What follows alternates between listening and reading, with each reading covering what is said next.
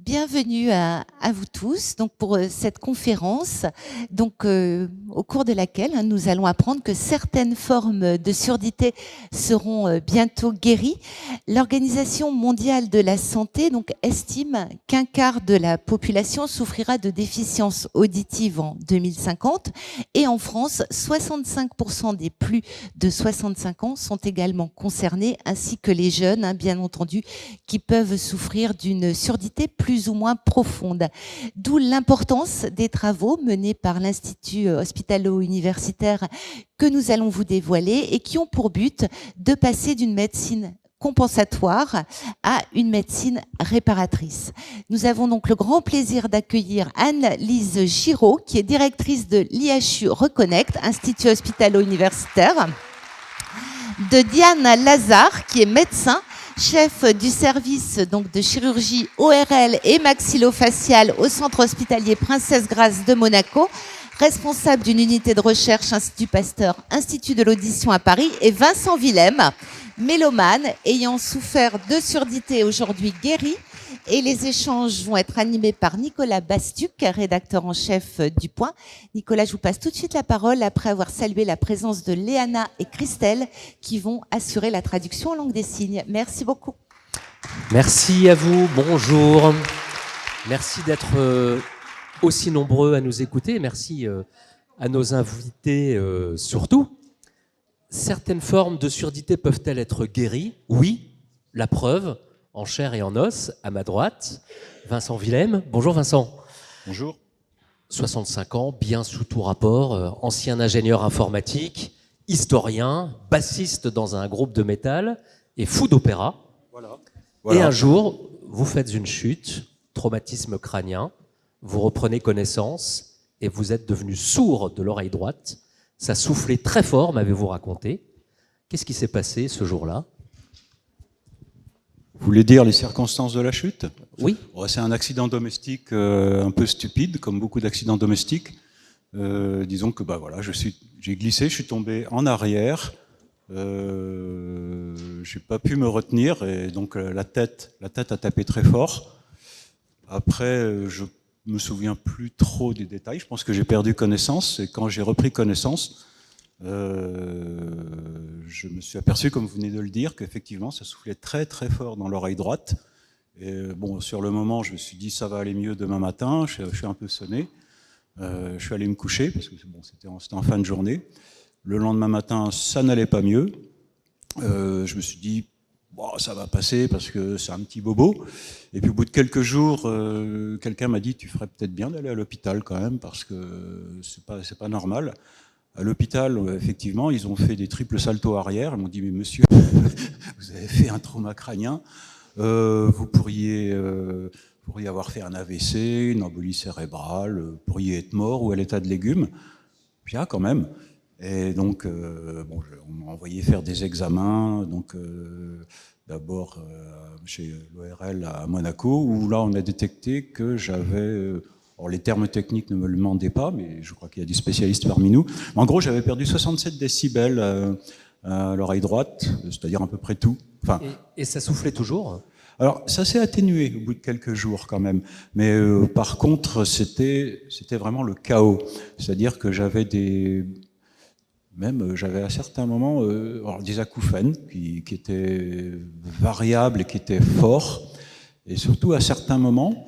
Même dans des moments de repos, la nuit, j'avais, je sais pas, comme une espèce d'explosion dans l'oreille. Alors, vous avez été prise en charge par le docteur Diane Lazare, chirurgien ORL ici présente à l'hôpital, la clinique Princesse Grâce de Monaco. Et là, miracle, sans qu'une prothèse vous ait été posée, vous avez retrouvé l'audition. Alors, vous m'aviez indiqué que ça n'était pas à 100%, mais enfin, tout de même, le progrès était énorme après cette intervention. Alors oui, je confirme.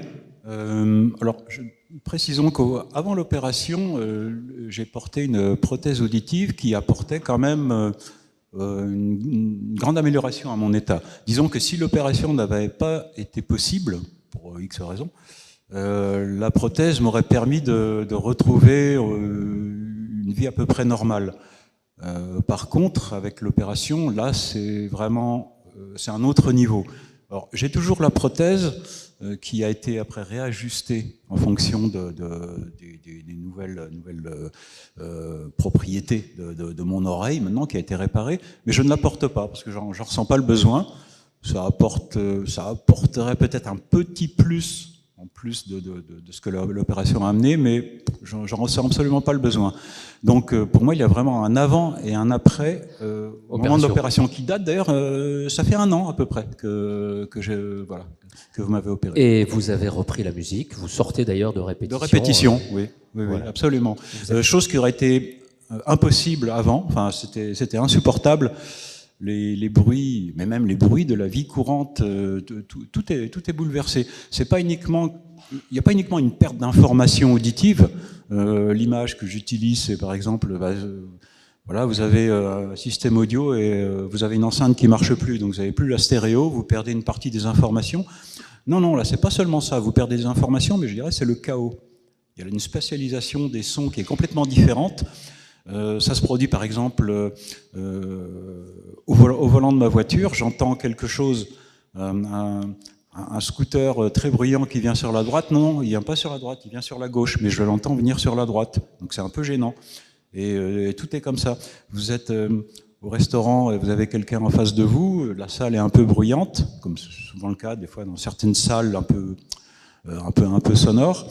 Ben, vous n'entendez pas la personne qui est à 1 mètre de vous, mais vous entendez les discussions qui est là-bas. C'est le chaos, et c'est vraiment handicapant. Et vous en êtes sorti de ce chaos oui, totalement. Avec après l'intervention du docteur Lazare. Bonjour Diane Lazare, et merci d'être avec nous. Vous avez opéré Vincent il y a 1 an environ.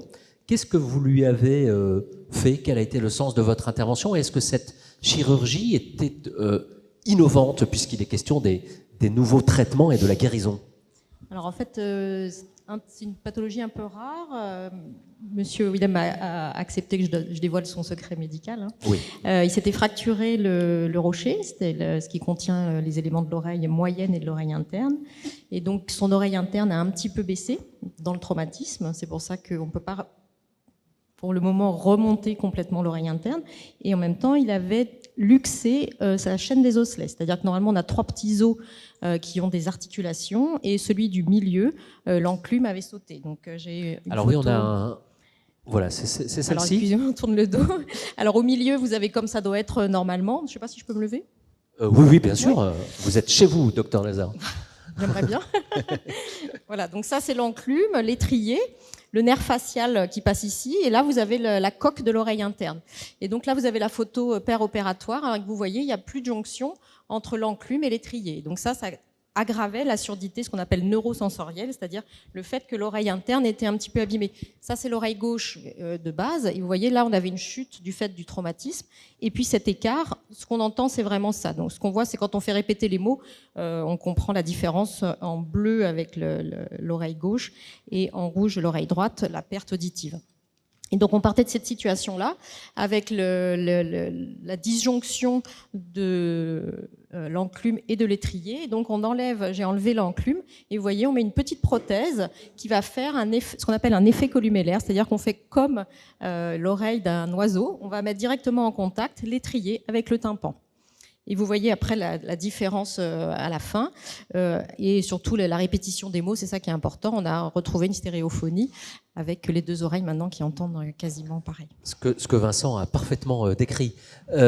Donc la chirurgie est utile aussi pour l'oreille interne. On peut peut-être faire un tout petit cours de physiologie de l'oreille. Il y a 3 oreiles en fait. 3 segments. 3 segments, plus exactement. Oui. Vous pouvez nous les rappeler? Alors il y a le conduit auditif.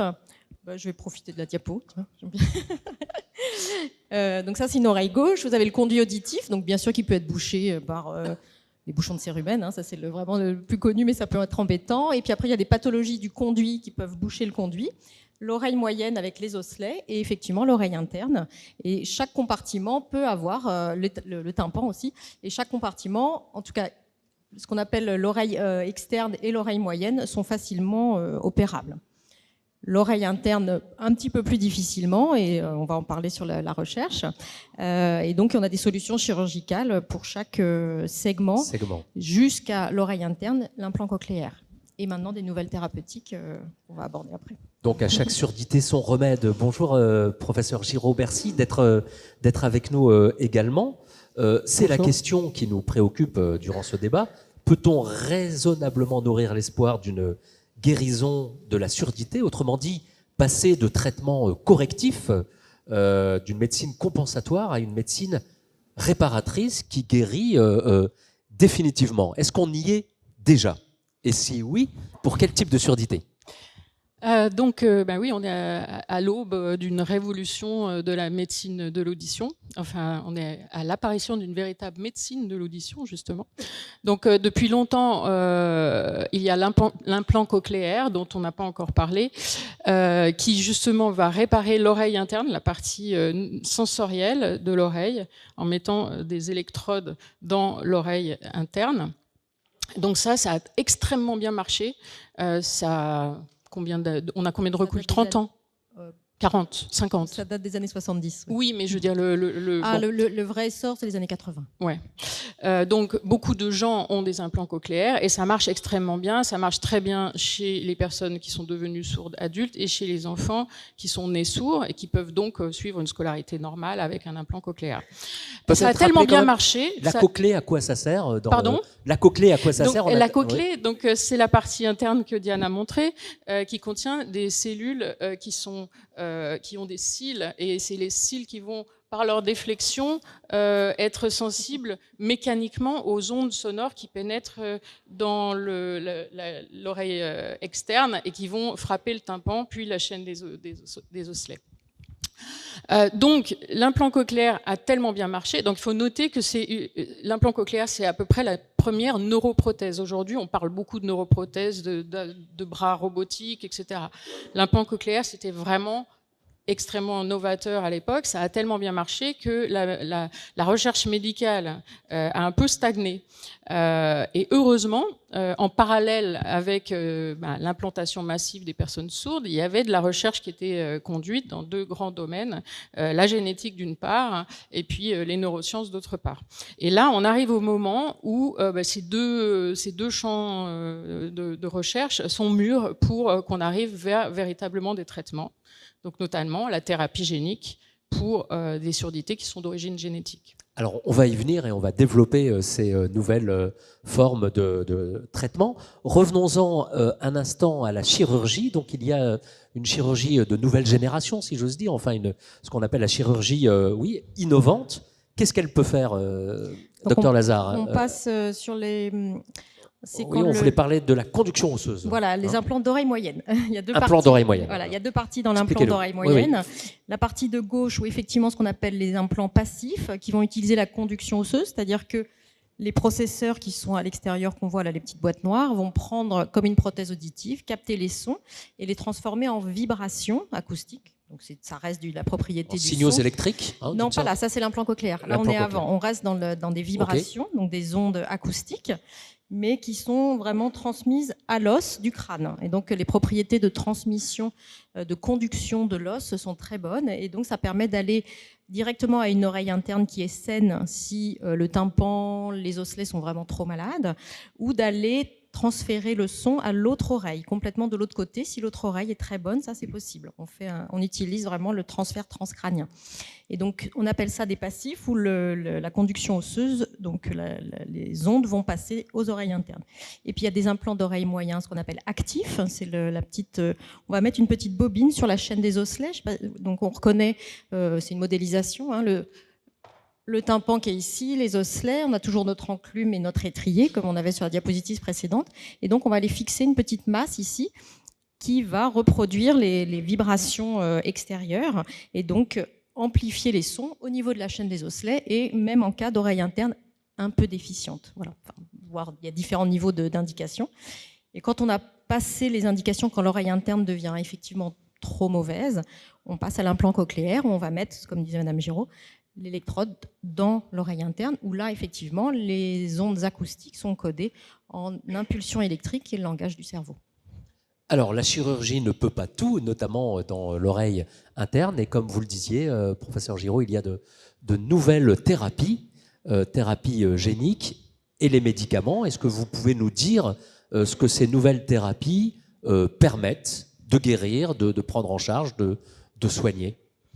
Donc, on va dire, au cours des 20 dernières années, un grand nombre de gènes ont été découverts, notamment par le professeur Christine Petit, des gènes qui sont causalement responsables de surdité. Donc, on a des enfants qui sont nés sourds, un enfant sur 1000, je crois, à peu près, qui naît sourd.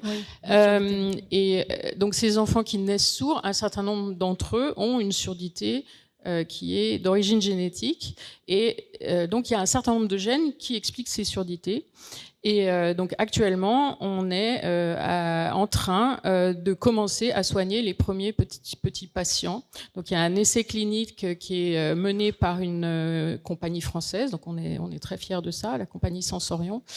Sur un gène qui touche 8% à peu près des surdités congénitales. Donc, il s'agit d'une molécule particulière qui est l'autoferline, qui en fait règle la transmission entre les cellules ciliées qui vont recevoir le son et le démarrage de l'influx nerveux.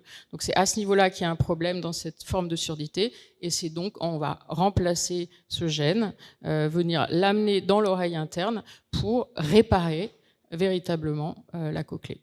Alors, concrètement, ça se passe comment, le traitement? Comment ce gène, vous l'implantez dans Alors, l'oreille? déjà, concrètement, il y a beaucoup de recherches derrière. Donc, le professeur Christine Petit a identifié les gènes. Et donc, à l'Institut de l'audition, on a des équipes qui ont travaillé justement chez l'animal pour valider le modèle et notamment chercher comment amener les vecteurs thérapeutiques dans l'oreille interne. Donc, les gènes, on les encapsule dans des virus. Et en l'occurrence pour l'autoferline, le challenge c'était puisque le gène en question est assez gros, il faut trouver un véhicule assez gros. Donc il s'agissait, c'est bien d'en parler parce que c'est vraiment de la mécanique en fait, trouver un virus qui pouvait transporter ce gène au bon endroit. Et avec la cochlée, on a en quelque sorte la chance de pouvoir délivrer le vecteur thérapeutique directement dans l'oreille interne, contrairement à d'autres maladies génétiques où on va délivrer dans la circulation systémique et après ça va être au virus de chercher le bon endroit pour délivrer le gène. Donc là, on peut le délivrer localement. Mais concrètement, à l'aide de robots, notamment de robots. Mais en fait, le geste chirurgical est relativement minime. Je veux dire, c'est une injection. Une injection, voilà. C'est une injection dans l'oreille. Et donc, le challenge de l'institut que je dirige, ça va être de mettre en place notamment, de développer toutes ces thérapies géniques une par une, puisqu'il y a du travail de recherche. Pour chaque gène, il va falloir trouver les bonnes façons de faire. Et puis ensuite, de faire en sorte aussi que tous les ORL, notamment en France, puissent être formés à ces traitements. Il y a beaucoup de génétique donc dans la surdité. Il n'y a pas que la presbyacousie, donc la perte. Il y a aussi des facteurs héréditaires importants. Même pour la presbyacousie, je ne sais plus qui me disait ça, mais on n'est pas tous égaux devant la perte auditive face au poids des années. Dans un sens et dans l'autre d'ailleurs, puisque effectivement, donc là, on va traiter des enfants pour l'instant, mais la suite, ça va être de s'occuper d'autres gènes qui sont responsables de surdité précoce de l'adulte, on va dire, c'est-à-dire, on va dire, une forme de presbyacousie précoce qui devrait normalement se passer plus tard. Et là, donc l'idée, ça va être de détecter ces gens-là pour pouvoir traiter en amont du développement de la surdité. Alors, je voulais juste dire que il y a aussi des phénomènes dans l'autre sens, c'est-à-dire qu'on a des personnes qui sont fortement exposées au bruit, par exemple des gens dans l'armée, qui vont ne jamais développer de surdité alors même qu'ils ont des surexpositions au bruit. Donc il y a des gènes qui seraient également protecteurs. Donc la recherche est importante aussi pour comprendre ces gènes protecteurs.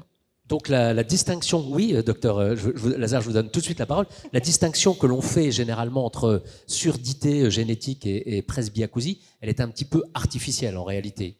Enfin, c'est pas. Il y a des facteurs héréditaires, y compris dans cette perte auditive. Alors bon. tout est génétique, mais ce qu'on peut traiter, c'est ce qui est expliqué par un seul gène pour l'instant. Donc je dirais que dans la presbyacousie normale, il y a forcément beaucoup de composantes, notamment susceptibilité au bruit, enfin des tas de choses. Donc non, je pense que la majorité des presbyacousies restent multifactorielles, mais il y aura quelques formes de presbyacousie qui vont peut-être pouvoir être traitées à l'avenir.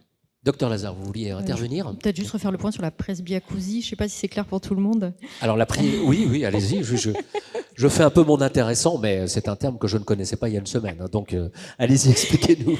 Donc c'est comme la presbytie, hein, c'est des choses qui arrivent avec l'âge. Donc c'est un vieillissement naturel de l'oreille interne où effectivement les cellules, les neurotransmetteurs, les nerfs, tout ça ont une durée de vie limitée. Et donc disparaissent. Le nombre va disparaître au fur et à mesure. On considère qu'à 65 ans, un tiers des gens, de façon physiologique, vont avoir ce type de perte auditive. Donc ça commence par les fréquences aiguës. Donc c'est ce qu'on appelle une pente de ski. Les fréquences sur l'audiogramme, hein, je mime un audiogramme. Les fréquences graves sont conservées au début. C'est les fréquences aiguës qui vont chuter. Et puis après, tout se dégrade progressivement. Et à 80 ans, on considère que 80% des gens, quand même, commencent à avoir une presbyacousie. Donc ça concerne, du fait de notre pyramide des âges, ça va commencer à concerner beaucoup de gens. Et on encourage vraiment l'appareillage précoce. Ça, c'est aussi important, juste parce qu'on sait maintenant que surdité et démence sont associés statistiquement. Hein, donc il ne faut pas hésiter à consulter pour porter des prothèses. Et plus on prend les choses en amont, et mieux c'est. Hein. Exactement. Oui. Alors, revenons-en aux thérapies géniques avec le professeur Giraud. En gros, quand il n'y a qu'un gène qui est responsable de la surdité, on sait faire pour tous les gènes d'ailleurs, ou non, pas pour tous les gènes? Non, puisque, comme je le disais, pour chaque gène, il y a toute une thérapie spécifique à développer. Donc là, on en est aux essais cliniques pour un gène, bientôt pour un deuxième, mais il y en a encore d'autres qui... Combien alors on sait à peu près dire combien de gènes peuvent intervenir?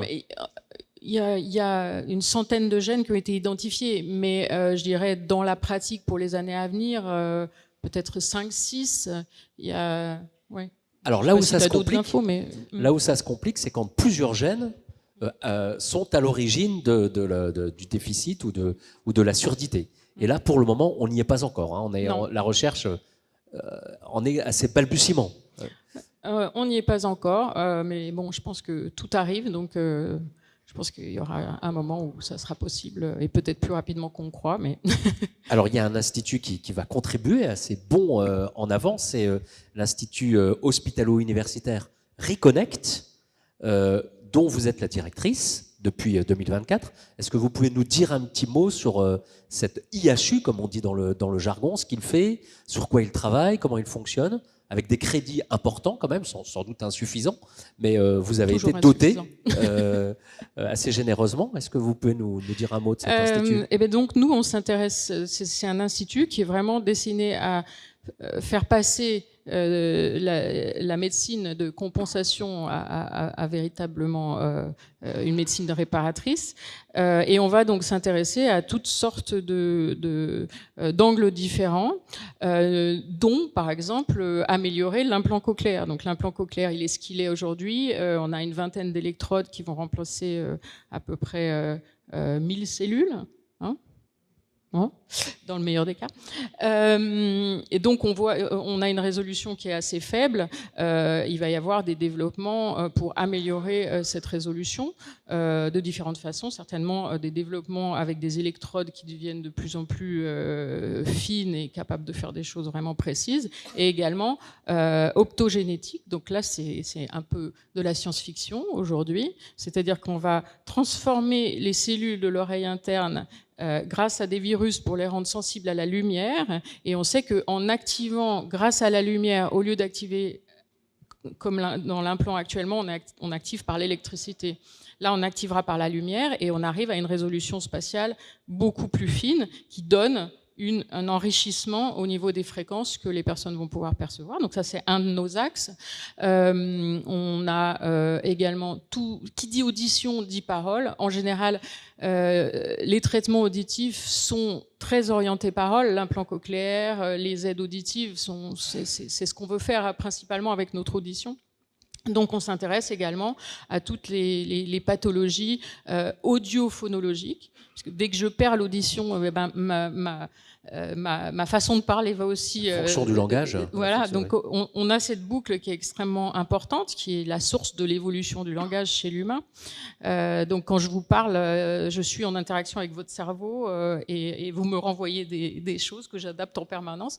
Donc on a toutes les maladies également de l'audiophonologie, dont par exemple la dyslexie qui n'est pas connue comme étant une pathologie auditive, puis c'est un trouble de la lecture, mais en réalité, il y a des pistes auditives très spécifiques pour la correction de la dyslexie.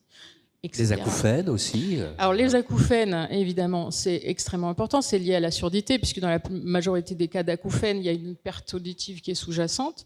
Donc les acouphènes, c'est 15% de la population, c'est énorme, c'est-à-dire on en souffre tous, enfin, et donc il n'y a pas un acouphène, il y a des acouphènes, on comprend encore assez peu les mécanismes sous-jacents, puisqu'il y en a plusieurs, donc il n'y a pas un traitement unique, donc il y a une batterie de façons de soulager l'acouphène, mais effectivement l'acouphène pour l'Institut Reconnect, c'est vraiment le sujet sur lequel il faut qu'on fasse la différence. On a 10 ans pour agir, mais j'espère vraiment que dans 10 ans... Pas de traitement pour le moment, hein, pour les acouphènes, enfin peu de solutions. Il y a vraiment une palette de choses qui peuvent marcher ou ne pas marcher du tout, y compris une prise en charge psychologique, puisqu'on sait que face à l'acouphène, il va y avoir des gens qui s'habituent et des gens qui ne s'habituent pas. Voilà. Est-ce que c'est dû à l'acouphène lui-même ou est-ce que c'est dû à la façon dont l'acouphène engage le système émotionnel des individus? Voilà, il y a encore il y a des travaux actuellement qui se font exactement sur ce sujet-là pour comprendre la partie émotion. Le nom très joli de cet institut, Reconnect, oui. Est-ce que c'est peut-être la métaphore de la connexion entre recherche fondamentale et recherche appliquée, ou est-ce que c'est reconnecter les patients qui souffrent de surdité au monde en améliorant leur qualité de vie et en traitant leur surdité? Pourquoi ce joli nom? Je suis content que vous posiez la question parce qu'en fait, ça a fait l'objet de grands débats, hein, le nom d'un institut. Oui. Mais donc il y a 3 aspects. Donc il y a l'aspect que vous dites, c'est reconnecter les personnes sourdes au monde environnement. Il y a la reconnexion neuronale. Donc notre petit logo, il a aussi un double sens qui est celui d'une synapse en fait quelque part. Donc on va reconnecter. Et je voulais dire quoi? Donc, le troisième, recherche appliquée. Le troisième, c'est dans notre logo, c'est aussi un réseau social. Donc c'est également les petites boules. Donc il y a tous ces 3 aspects. Et on est heureux aujourd'hui de se connecter à Reconnect et de mieux connaître cet institut. Alors, je voudrais qu'on reparle un petit peu de la prise en charge des surdités dites brusques et traumatiques ou surdités soudaines. C'est un petit peu ce qui est arrivé à Vincent. Alors là, il y a un cocktail de chirurgie, de médicaments. Comment on prend ça en charge? Et vous militez, vous, pour vraiment une espèce de SAMU auditif, enfin pour une médecine un peu d'urgence pour les personnes qui sont frappées d'une surdité brutale et soudaine. Voilà, il y a des entités en ORL, on parle de surdité brusque quand on ne connaît pas l'étiologie en fait. Et M. William a été victime d'une surdité brutale. Donc, c'est des termes un peu voilà. Ouais. Et donc les surdités brutales, effectivement, potentiellement peuvent être traitées parce que ça veut dire qu'on a trouvé une cause. Donc le traumatisme crânien, le traumatisme mécanique, le traumatisme acoustique. Donc ça, on sait, on a tous eu déjà mal aux oreilles ou des acouphènes en sortant d'un milieu très bruyant. Et ça, effectivement, on va en parler aussi, mais il y a des thérapies françaises qui sont en cours pour essayer de venir au secours d'une oreille qui a été traumatisée par un bruit, par un traumatisme acoustique, balistique, sonore, quel qu'il soit. Et dans la chirurgie, malheureusement, quand ça arrive, il y a des barotraumatismes, des surdités très brutales qui sont bilatérales. Le patient passe en surdité sévère bilatérale. Là, c'est l'implant cochléaire. Alors, on pourrait peut-être, je crois qu'on n'est pas très loin de la fin, Absolument. faire un tout petit peu de santé publique quand même. La surdité, est-ce que elle frappe de plus en plus de gens, de plus en plus jeunes? Est-ce qu'on a identifié les causes? Est-ce que c'est lié au heavy metal et aux oreillettes? Est-ce que c'est lié au vieillissement uniquement? Est-ce que ça va s'aggraver? Qu'est-ce qu'on peut dire? Est-ce qu'on peut brosser très rapidement un panorama de la surdité en France et dans le monde? Alors la première cause, il faut savoir que la première cause de surdité mondiale sont les infections. Donc c'est tout ce qui est l'otite chronique, enfin l'otite moyenne quand on est petit, quand on fait des infections et que ça s'est mal soigné. Donc c'est vrai que c'est des pathologies qui ont tendance à disparaître dans les milieux où on a accès aux antibiotiques facilement. Où il y a une population médicale qui répond à l'offre et à la demande. Mais c'est la première cause dans tous les pays en voie de développement. Après, effectivement, tout le monde va être concerné avec la pyramide des âges. Cette fameuse presbyacousie va augmenter.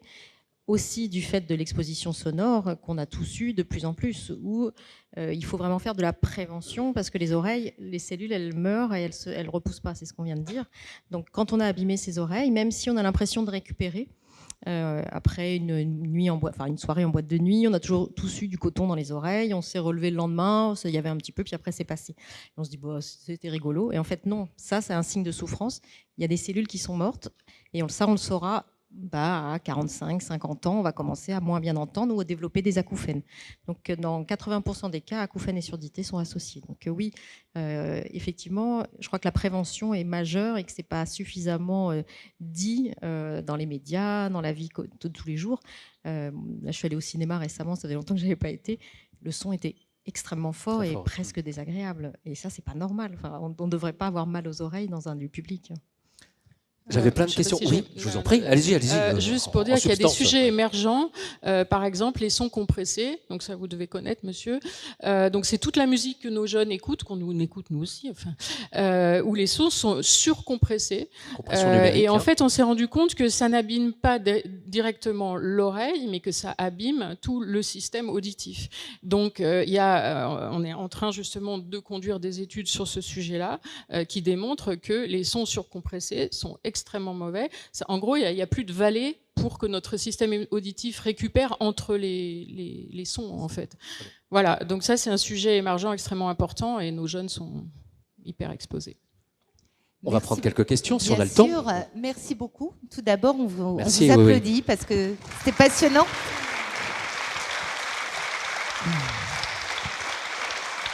Avant de prendre quelques questions, j'aimerais aussi vous dire que Anne-Lise Giraud va dédicacer son ouvrage, donc Le cerveau et les mots de la parole.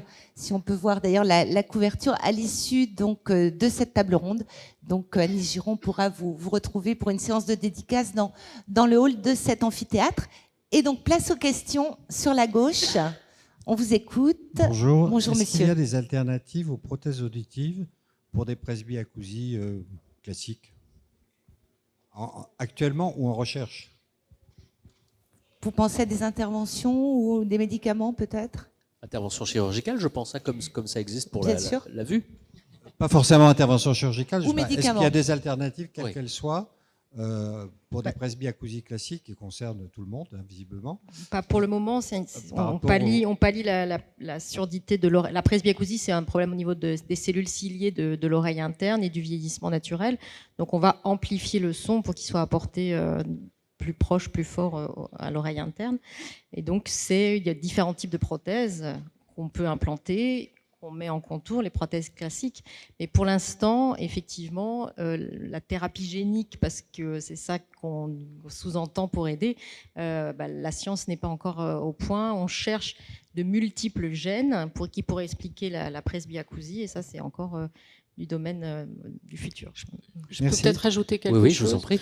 En fait, il y a peut-être un petit espoir parce qu'il y a ce qu'on appelle les surdités cachées, c'est-à-dire en gros, c'est mon cas. J'ai été testée par le docteur Lazare. J'ai un audiogramme normal, mais je vais au restaurant et j'entends pas dans le bruit. Et en fait, c'est dû pas seulement aux cellules ciliées, mais à des différents types de fibres qu'on a, dont certaines vont dégénérer plus rapidement que d'autres. Et là, il y a des études de pharmacologie qui vont essayer de traiter ce problème-là. Alors, on ne parle pas de tout de suite. Mais voilà, c'est à ça que sert la recherche. Merci beaucoup. Alors, nous allons passer de ce côté. Madame, on vous écoute. Bonjour. Merci Merci. Le point, l'université et aussi la ville de Nice. Merci pour tout le monde d'être venu aujourd'hui. Merci. Moi, je ne quitte pas la maison sans les boules caisses. Non seulement j'aime beaucoup marcher, j'ai pas une voiture, je fais beaucoup de vélo, mais je sais que la France est un pays qui aime beaucoup la publicité. Pourquoi il n'y a pas les pubs pour juste les mesures très simples d'utiliser les boules caisses? Dans tous mes sacs, dans toutes les poches, j'ai les boules caisses. Et j'évite les boîtes à nuit. Ça c'est over pour moi. Merci beaucoup. Merci à vous. C'est une bonne question, même plus largement. Est-ce que porter des boules caisses trop souvent, ça peut être aussi embêtant? Est-ce qu'on peut ressentir des douleurs ou pas? Alors, ou il n'y a pas de limite? Je déconseille. Voilà. Vous pouvez de développer porter... un peu, quelle que soit la Bien marque, sûr. d'ailleurs, il n'est pas question de Non, faire de la non. publicité, mais pour les bouchons d'oreille, on va dire. Ah non, c'est pas pareil. Se protéger l'audition, c'est qu'on a peut-être une hyperacousie, c'est-à-dire une hypersensibilité qui sort de la physiologie, donc il faut creuser un petit peu. Le problème, c'est que le cerveau, il doit être habitué aux sons environnementaux normaux, et ça, c'est la vie de tous les jours. Donc il faut, et c'est pour ça qu'on appareille les gens précocement, il faut que le cerveau, pour qu'il fonctionne bien, ait tous les bruits et tout l'échantillon des bruits dans un environnement sonore normal. Donc la rue, oui, c'est un petit peu agressif, mais ça reste un environnement que l'on considère comme normal. Les concerts de heavy metal, on vous taquine. Enfin, les concerts en général sont trop forts, ça oui, c'est pas bien. Et il ne faut pas distribuer des bouchons d'oreille, il faut baisser le niveau sonore et essayer de comprendre pourquoi on veut toujours écouter très fort. Ça, il y a des recherches pour ça. Mais on retombe sur le fonctionnement du cerveau. On en avait parlé, entre deux oreilles, il y a un cerveau et tout ce qui passe par les oreilles monte au cerveau. Et pour qu'un cerveau fonctionne bien et ne développe pas de démence, il faut qu'il entende tous les sons et de façon normale. D'accord, y compris la nuit, si on a un conjoint qui ronfle, on évite quand même les bouchons. Ça, c'est un problème personnel. Il y a des traitements du ronflement. Oui, c'est un autre c'est important parce qu'on n'a pas forcément l'information que ça peut être. Il ne faut l'ORL pas le porter en continu. L'ORL s'occupe aussi des ronflements, si vous voulez. Pardon. Peut-être juste en complément, je pense qu'il y a une grande différence entre porter des boules qui est de façon récurrente, quotidienne, qui effectivement est très mauvais puisqu'on va pas avoir cette exposition qui permet, en étant exposé, il y a des phénomènes justement de suppression qui sont protecteurs, donc c'est très important, mais en même temps en mode aigu, se protéger les oreilles quand on va en boîte de nuit, enfin quand le son est trop fort, évidemment il faut. Et sinon il y avait un peu une question sur la prévention, pourquoi il n'y a pas plus de campagnes publicitaires? Je me pose la même question et en tant que directrice de l'Institut Reconnect, un de vos combats partenaires non, de lance. un de nos buts va être de faire changer et d'essayer, enfin de faire des campagnes. Ça fait vraiment partie des actions qu'on doit faire. Donc, mais ça aussi, ça demande beaucoup d'argent. Merci beaucoup. Une question là-haut, on vous écoute. Là-haut. Oui, bonjour. Je voulais vous demander, est-ce qu'il y a un niveau sonore au-dessus duquel ça devient dangereux pour l'oreille? Et est-ce que c'est bien, j'ai entendu, j'ai lu 80 décibels? Et quel est l'intérêt? Est-ce que les applications qu'on peut installer très facilement sur chacun de nos téléphones, qui mesurent le niveau sonore, sont suffisamment précises et suffisantes pour savoir que c'est le moment de sortir ces boules caisses, ou ces bouchons d'oreille? Lorsqu'on est au cinéma, par exemple, c'est vrai que parfois les séances sont trop fortes. Donc moi, je me déplace, je vais voir le projectionniste, j'essaie de demander qu'il baisse un peu le son, mais c'est pas toujours facile. Et ça va dépendre aussi de l'endroit où vous êtes dans la salle de concert, ou si c'est un concert, suivant si vous êtes en haut, en bas, sur le côté ou devant les enceintes, vous n'avez pas le même ressenti sonore. Mais est-ce que l'utilisation de ces outils simples, qui sont des applications qu'on a dans nos poches, peuvent en fait être une solution quasiment, sachant qu'il faudra avoir les boules caisses ou le bouchon dans l'autre poche pour pouvoir les sortir à ce moment-là? Merci. Je réponds Non. Je pense que oui. Enfin, les outils, ils existent, il faut les utiliser. Ils sont relativement fiables. Et puis, il y a aussi des outils qui vous permettent de mesurer votre audition. Par exemple, avant et après un concert, s'il y a un doute, voilà. Donc, il faut utiliser ces outils. Notamment, il y a une application qui s'appelle Eura, qui a été développée par la Fondation pour l'audition, qui est partenaire de notre IHU. Donc EURA, H-O-R-A, c'est une application qui est très bien et qui vous permettra de mesurer votre audition et de voir les fluctuations et de savoir s'il faut aller vous faire appareiller. En général, on a 10 ans de retard sur un appareillage. C'est énorme. Voilà. Hein, tu dirais ça? Peut-être pas. Si.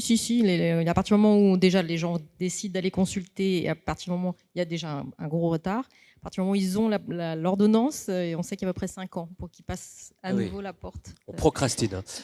Est-ce Sur la question que posait monsieur sur le niveau, est-ce qu'il y a une ligne rouge de décibels à ne pas dépasser? Oui, 80 décibels, effectivement. C'est à partir de 80 décibels et 80, on considère que c'est à partir du moment où ça devient toxique, sur un certain nombre d'heures. Et quand on dépasse les 80, oui, là, c'est vraiment... on peut être exposé à des traumatismes sonores. Donc les sonomètres, c'est gratuit sur les applications de smartphone, bien sûr. Moi, je trouve que c'est une très, très, très bonne idée. Oui. Merci. Et Aura, oui, il faut HORA, n'hésitez pas. Il faut simplement être dans un milieu extrêmement calme pour pouvoir se tester. Merci. Une question là-haut. On vous écoute. Bonjour. Je n'ai pas compris si la thérapie génique agit sur la cochlée ou sur les cils de la cochlée. Oh, question précise. La Annie thérapie Giraud. génique agit-elle sur la cochlée ou les cils de la cochlée? C'est ça, hein, monsieur? Oui. Donc, ça agit à l'intérieur de la cochlée, en effet, mais sur les cils. Et par rapport aux cils. Les cils, oui, en fait, c'est un neurotransmetteur. L'autoferline, c'est un neurotransmetteur. C'est pas tout à fait. C'est ça, le gène dans l'autoferline, c'est un neurotransmetteur qui permet à des ions de passer et de créer le signal électrique. Donc, c'est ça qui va être remplacé. On donne le gène de l'autoferline. Par contre, il y aura certainement à l'avenir, puisqu'il y a aussi des myosines qui sont impliquées dans la surdité, donc à l'avenir, il y aura peut-être des thérapies géniques sur qui vont traiter effectivement les côtés vibrations des cils de la cochlée. Merci. Une question au premier rang de ce côté. Oui, On vous écoute. Approchez bien le micro, s'il vous plaît. oui donc il y a une autre conséquence aussi des pertes auditives, c'est la perte d'équilibre et le vertige. Donc savez-vous à partir de quel moment ou exactement, plus précisément, donc à partir de quelle atteinte, quel niveau d'oreille on en arrive à de telles conséquences? Merci. Ça, c'est pareil, on est génétiquement tous inégaux. Il y a des gens qui vont être sourds profonds, candidats à l'implant cochléaire, ou des sourds congénitaux, nés sourds, qui n'ont pas de problème d'équilibre, alors que leur oreille interne auditive ne marche pas. Et puis il y a des gens qui font des vertiges extrêmement invalidants, mais qui entendent bien. Donc on peut pas donner, il n'y a pas de niveau particulier. En fait, il y a 2 segments dans l'oreille. Il y a l'oreille de l'équilibre et l'oreille de l'audition. Les 2 peuvent être malades en même temps ou peuvent être complètement dissociés. Donc je peux pas vous dire à partir de tel niveau on développe des vertiges. Il y a des gens qui vont et d'autres qui vont pas. Merci. Par contre, je peux rajouter par rapport à la thérapie génique qu'il se trouve que comme c'est le même organe qui est divisé en 2, en partie les gènes sont communs et donc il peut y avoir par une thérapie génique réparation à la fois de l'oreille interne pour l'audition et pour le sens de l'équilibre. Merci beaucoup. Alors il nous reste moins d'1 minute. On va prendre une dernière question, monsieur, à ma droite.